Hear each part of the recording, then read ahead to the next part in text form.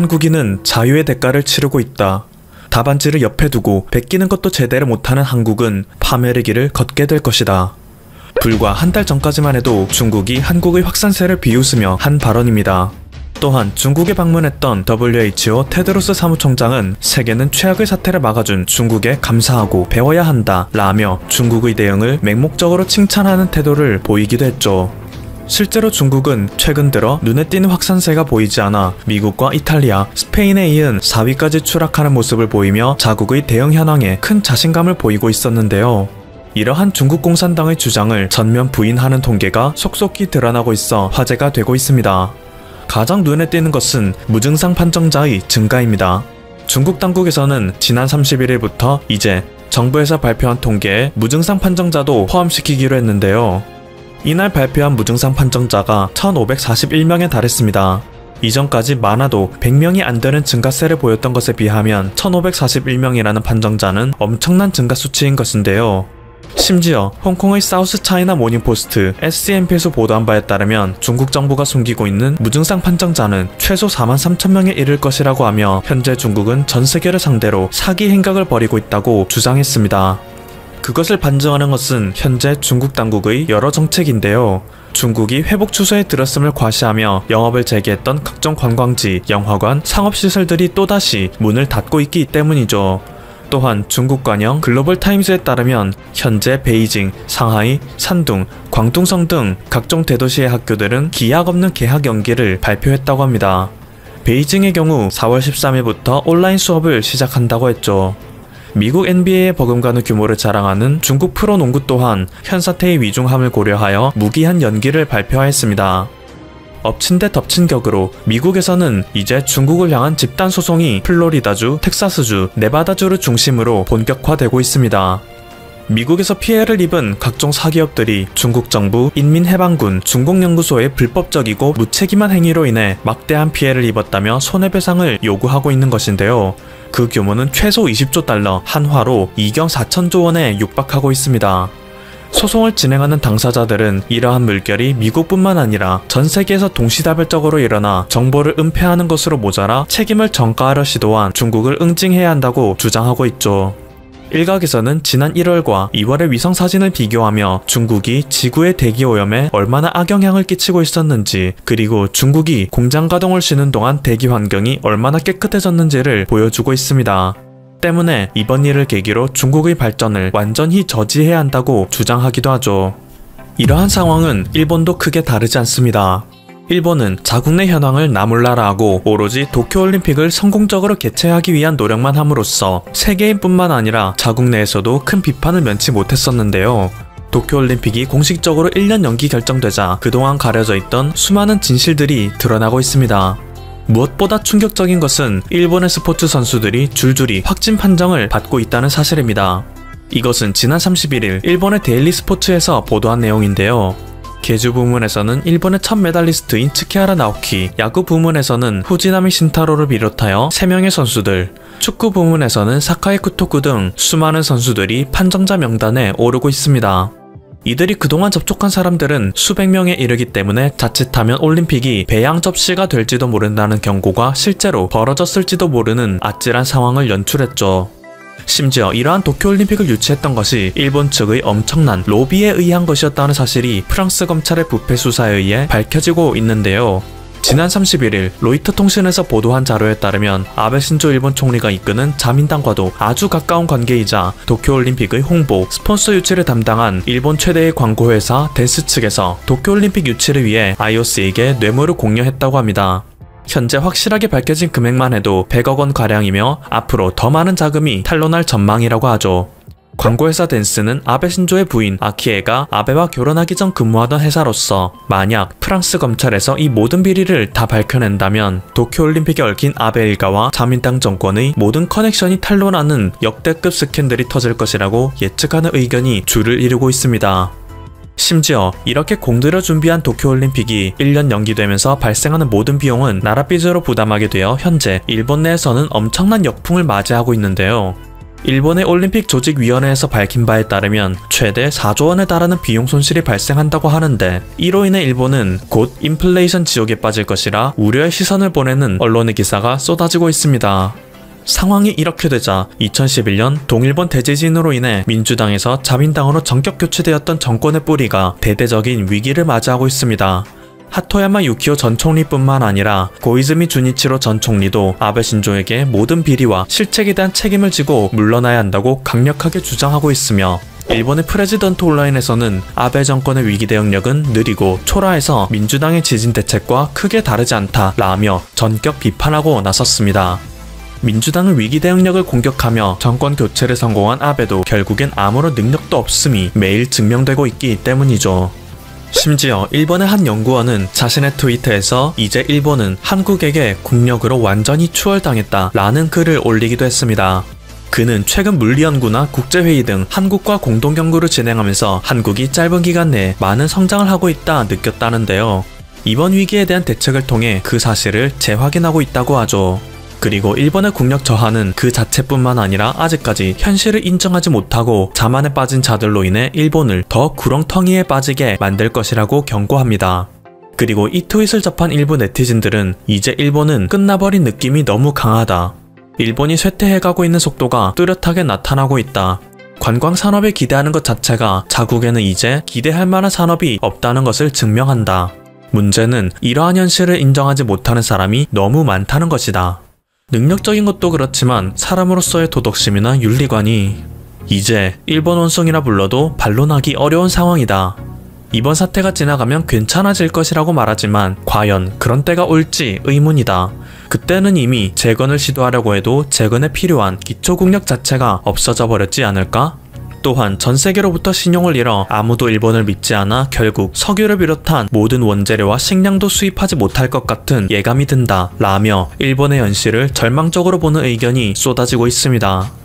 한편 한국은 여전히 국제사회에서 큰 신뢰도를 쌓아가며 여러 국가로부터 러브콜을 받고 있으며 그동안 불리하게 짜이던 판도 갈아엎고 있는 상황입니다.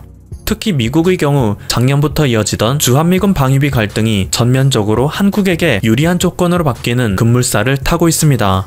지난해 9월 시작된 실무 협상은 미국 측에서 이전보다 5배에 달하는 50억 달러를 요구함으로써 한국과 큰 의견 마찰을 빚고 있었는데요. 최근 한국이 미국을 1순위 의료지원 국가로 지정함으로써 미국 역시 한국에 대한 방위 분담금 요구 수준을 낮추고 협정 기간 역시 대폭 늘리는 조건을 제시했다고 합니다. 금액은 아직 정확하게 밝혀지지 않았지만 가장 최근의 협정 기간이 겨우 1년에 불과했던 것에 비해 이번에는 협정 기간이 5년으로 늘어나 만약 협상이 타결된다면 이제 한국과 미국은 5년 동안 같은 문제로 마찰을 빚을 일이 없어지게 되는 것이죠. 그리고 수많은 언론들에서는 이렇게 미국의 태세를 전환시킬 수 있었던 원동력은 양국과의 의리가 끝내 빛을 발했기 때문이라고 말하는데요.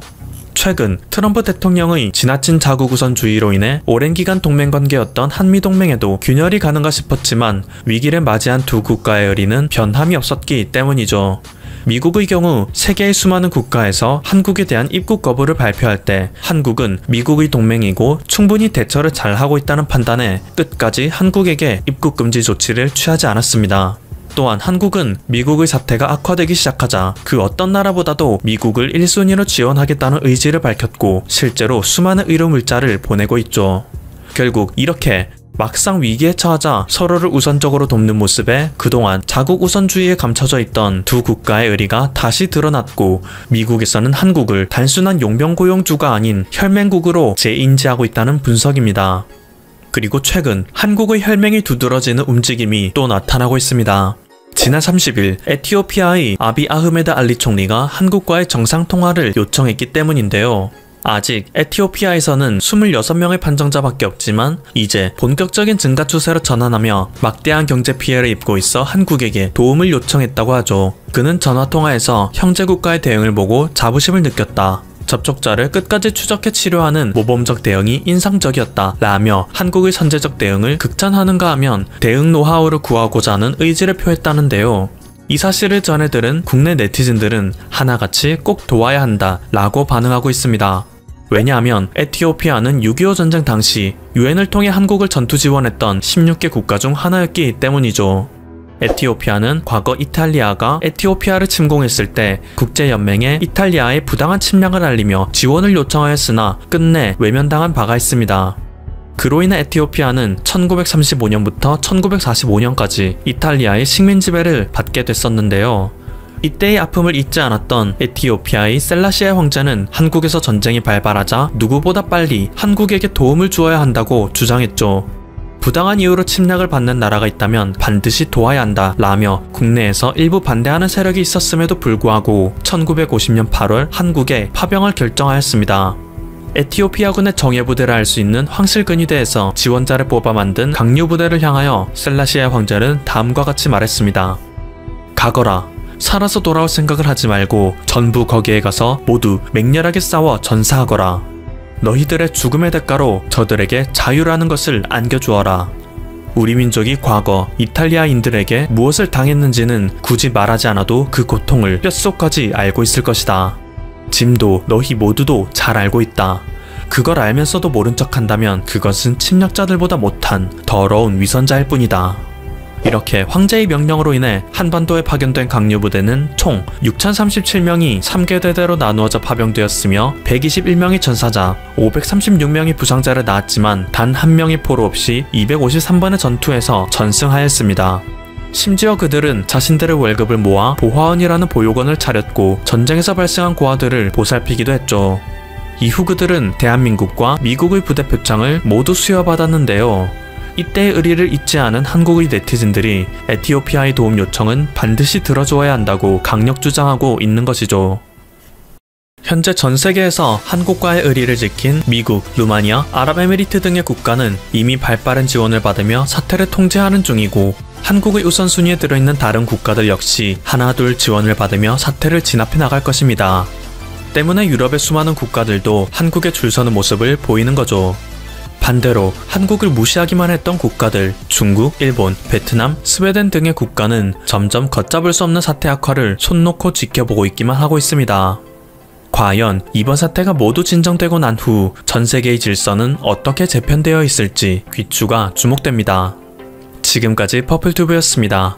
여러분의 구독과 좋아요 그리고 알림 설정은 콘텐츠 제작에 큰 힘이 중국이 세계에서 욕을 먹자 꼼수를 부리는 기괴한 무기들에 대한 영상 2편입니다.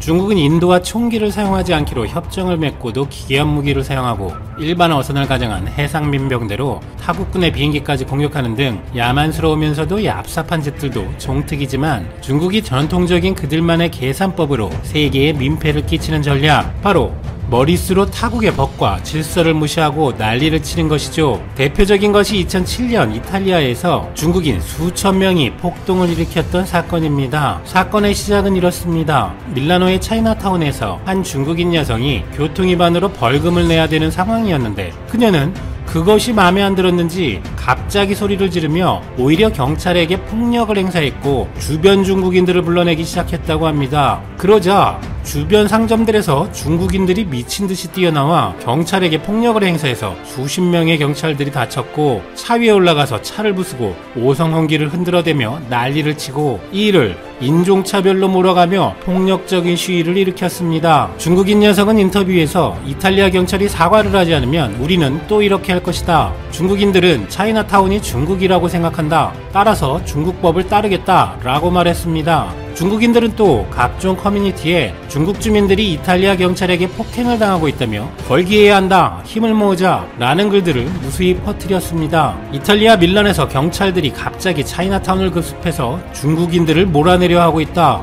이탈리아인들은 인종차별주의자이고 백인 우월주의자들이다. 타국에서 부당한 대우를 받았다면 당연히 돌려줘야 한다. 누가 옳고 그른가를 말하지 말자. 중국인들이 한뜻이 되어서 열정을 보여주는 게 기쁘다. 응? 이건 또 뭔 소린가요? 하지만 중국인들을 제외한 세계인들의 반응은 유럽에서 이태리는 그래도 인종차별이 비교적 덜한 나라이다. 이태리 법으로는 주거지에서 도매상을 하면 안 되고 상점은 일요일에 휴업을 해야 하는데 중국인들은 소매로 등록해놓고 거리 전체를 도매시장을 만들어버리고 일요일에도 장사하고 이태리 가게들을 다 내쫓고 불법으로 별짓을 다 하고 있다. 더 충격적인 내용은 내 중국인 친구가 하는 말이 우리는 그전부터 모의했었다. 이태리 법이고 뭐고 중국인들은 중국식으로 일하고 장사한다. 그게 우리 법이다 라고 사전에 계획된 폭동이었다고 말하더라.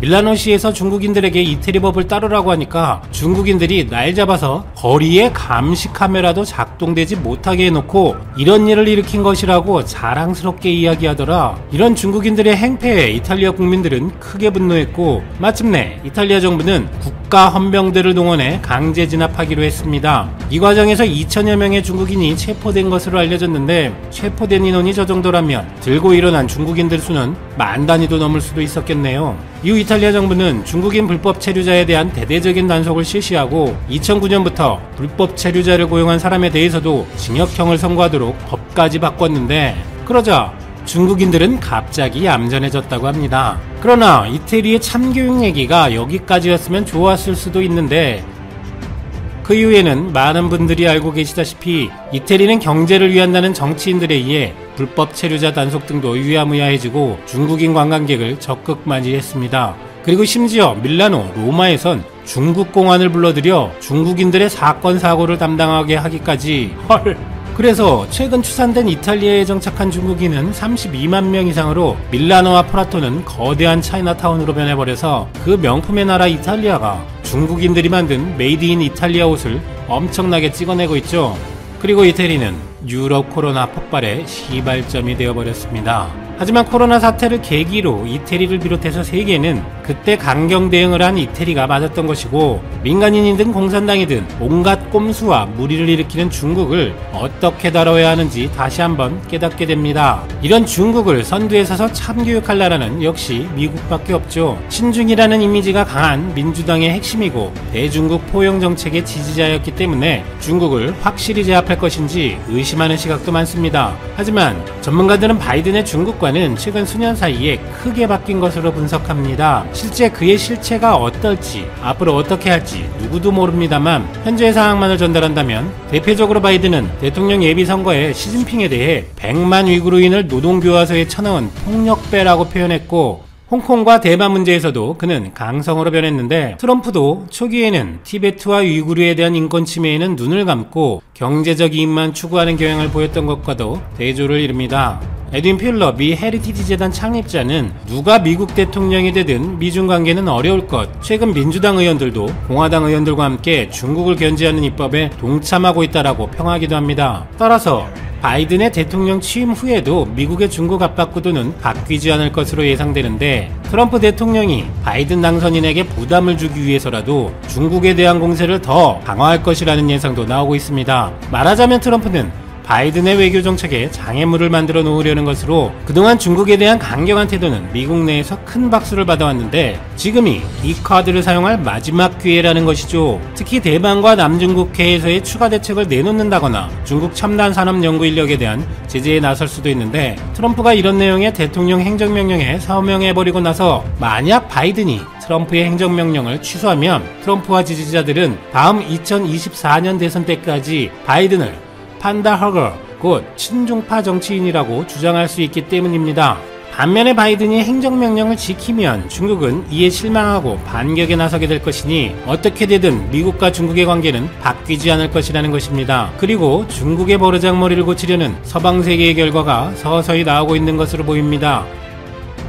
그동안 미국의 중국 제재의 상징이었던 화웨이는 결국 반도체 공급망 차단을 포함한 각국의 보이콧 등 초강력 제재에 더는 버티지 못하고 중저가 스마트폰 브랜드인 아너를 매각하기로 했습니다. 화웨이는 메이트 시리즈 같은 플래그십 제품은 화웨이로, 보급형 중저가 제품은 아너라는 브랜드로 판매해왔는데 지난 7년간 아너 브랜드의 판매량은 7천만 대에 달했다고 합니다. 화웨이는 이 중저가 브랜드를 주신 신정보 기술이라는 신설 회사로 매각한다고 합니다만 그 회사는 기존 화웨이 판매상들과 화웨이 임원들이 경영을 할 것으로 보여 미국의 압박에 간판만 바꿔달고 역시 또 꼼수를 쓰는 것처럼 보입니다만 전문가들은 그렇다고 거기에 속아서 제재를 풀어주지는 않을 것이라고 보고 있습니다. 어쨌든 그동안 미국의 압박에도 큰소리 뻥뻥 치다가 살기 위해 몸부림치는 것은 분명해 보이고 선전시 지방정부가 대사수지분을 갖는 국영기업이 되어서 또 부실을 안고 가게 생겼네요. 최근 중국의 대형 국유 기업들도 잇따라 부채로 위기에 몰리고 있는데 하웨이의 아너 브랜드를 떠맡게 된 선전시의 앞날도 보이는 것 같습니다. 중국에서는 랴오닝성의 핵심 기업인 직원 5만여 명, BMW 합작회사를 운영하는 화천자동차가 구조조정을 신청했고 허난성 보유 기업인 융청 석탄전자그룹도 도산, 그리고 결정적으로 한국의 반도체를 잡겠다며 천문학적인 나랏돈을 투입했던 중국 반도체 굴기의 상징인 칭화윤이 그룹도 부도 위기에 직면했습니다. 미국이나 한국의 반도체 기술을 침해하고 국가가 나서 수백조를 투입해서 반도체 굴기를 한다는 거창한 회사였는데 결국 국제 참교육을 당하게 되었습니다. 이 회사도 화웨이와 밀접해서 반도체 설계 전문 자회사 하이실리콘이 미국의 제재를 받자 이를 피해서 연구원들 대부분을 칭화윤희의 자회사로 이동시키기도 했었죠. 그런데 화웨이 연구원들이 국제 제재를 피해 옮겨간 회사는 아예 도산위기네요. 화웨이가 이렇게 어려워진 대표적인 이유인 5G 사업 참여 배제를 일찌감치 결정했었던 호주에게도 중국은 경제보복을 하고 있는데 18일 자오리젠 외교부 대변인은 이례적으로 중국이 호주에 왜 그러는지 이유를 조목조목 설명했습니다. 화웨이의 5G 장비를 배제했던 일, 호주에서 활동하던 중국 취재진을 압수수색한 일, 호주가 신장 위구르 자치군의 수용소 철폐를 촉구한 일, 홍콩 국가보안법 폐지를 주장한 일, 또 코로나 발원지에 대한 국제조사를 요구한 것 등에 대해서 호주는 정치적 조작을 일삼고 국제공조를 방해한 것이라고 비판한 것입니다. 그런데 정치조작이나 국제적 협력을 방해한다는 것이 누가 누구에게 할 소리인지 모르겠다는 기분이 드는 것은 왜일까요? 그래도 호주는 아랑곳하지 않고 일본과 군사협정을 체결하자 중국은 또 그게 자신들을 공격하려는 것이라고 트집을 잡고 난리를 치고 있습니다만 별 소용이 없을 것 같네요. 지금 중국과 대다수의 국가들과의 대립을 일부는 신냉전 체제라고까지 표현을 하기도 합니다만 엄밀히 얘기하면 중국이 국제 왕따가 되고 있는 상황이죠. 그렇다고 당장 중국 체제가 무너지거나 중국의 습성이 완전히 바뀌지는 않을 것입니다. 하지만 많은 나라들이 점차 중국이 저러는 것을 더는 못 보겠다는 입장이 되고 있으니 제발 언제가 될지 모르겠지만 중국도 정상적인 이웃국가가 될 수 있기를 바라봅니다.